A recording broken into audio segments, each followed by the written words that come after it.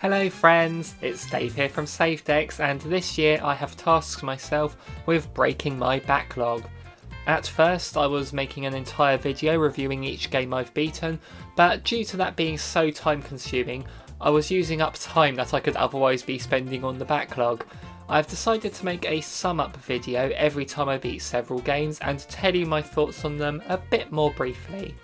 I have beaten 6 games since I last gave you a backlog update. If you look in the description you will find links to live streams and reviews that I've done on these games if you wish to see more about them. And also click on that subscribe button if you want to see more from us in the future. So let's take a look at the 6 games I have beaten since my last backlog update. So the 7th game I beat this year is one I've talked about already.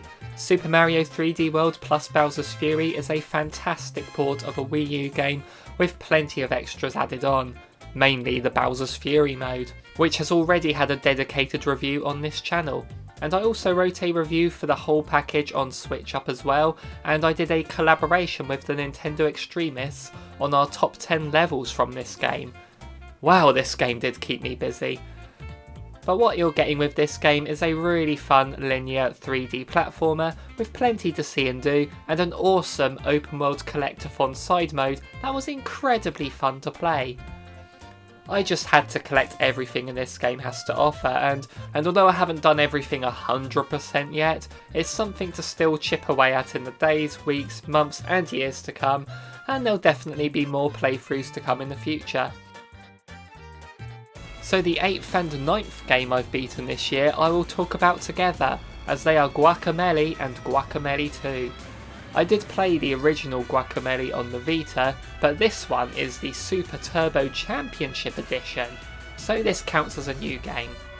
These are Metroidvanias where you take control of a luchador named Juan. Wrestling is the inspiration of this game's moveset, as you can grab, slam, uppercut and transform into a chicken. I'd love to see Chris Jericho pull that off. As you'd expect from a Metroidvania, you learn new moves as the game progresses, and you use those moves to unlock previously inaccessible areas to explore the world in full.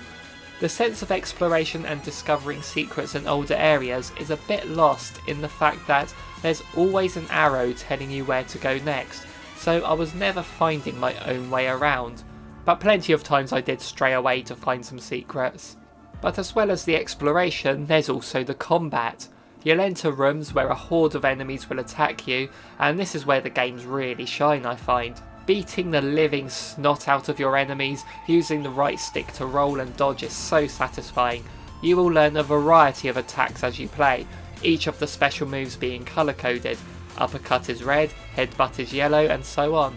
These are indicated for which move is used to destroy certain blocks on the overworld, but sometimes the enemies will have force fields around them, and you need to use the move of that colour to destroy them, and pulling off those combos is incredibly satisfying. There is also co-op in both games, and this works incredibly well in the combat sections, but not so much in the platforming. Usually it's best to just have one person wait while the other navigates the room. When you leave the room, the other player warps to you, so it's no biggie. I also love the mechanic of switching dimensions with the push of a button as you're wall jumping to make certain walls appear and disappear. The sequel is very similar to the first game, which is why I'm grouping them together, and it is a straight sequel. The opening of the game is the final boss from the first game. The problem with playing these games back to back is the fact that in the sequel you begin with none of the moves from the first game, which is explained with time passing and Juan getting out of shape. But it is frustrating to have to learn all the moves again one by one when you were just playing a game where you had all of them. At least the chicken gets a few moves in this one. And there is a skill tree as well. I just love a skill tree. But other than that, both games are incredible and well worth your time. The humour alone in them is worth it. Just leave a bit of time in between, don't play them back to back like I did, and you will be fine.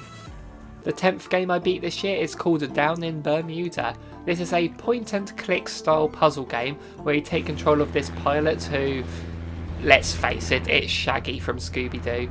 He crashed on a desert island and you then help him escape by manipulating things around the island to find collectibles and solve puzzles.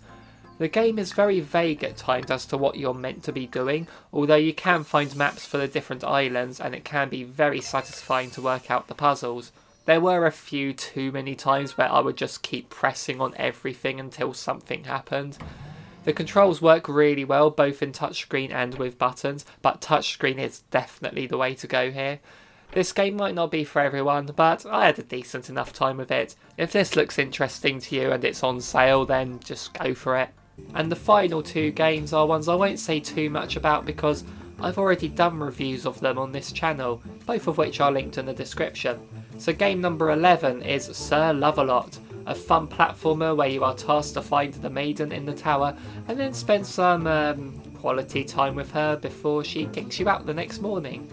The gameplay was incredibly fun and challenging at times, but sadly it was a very short experience. I beat it in 2 hours. There are collectibles in the levels, which gives you a reason to go back and try and find them all, so yeah, replay value! But I was sad at how short it was, simply because of how much fun I had with it. It's definitely one to try when it's on sale, but at full price I don't think it's quite worth it. The 12th and final game of this video is Mail Mole. This is one I thought would be a cute little platformer like New Super Lucky Style, but man, I was not expecting it to be as good as it was. I loved this game a lot. It's a simple game, yes, but it was incredibly charming and the controls really made it. Although it was a bit easier than I would usually like my platformers, the challenge is added in the time trial and speedrun aspect of it. And with the momentum based controls of jumping and diving at the right time to get a dash, which takes some time to get used to but feels so satisfying to pull off, then you have a great time on your hands. There's some nice variety to the levels too, with radishes and carrots to collect, to buy new costumes for multi, which are all adorable. I honestly didn't expect to love this game this much, but this is seriously one of my favourite games of the year so far. The developers, Talpa Games, did a stellar job and have shown they have great talent, and I cannot wait to see what they bring in the future. So there we go, I've now beaten 12 games this year. Let me know in the comments down below what you think of those games, and you know what, I talked about 6 games in this video.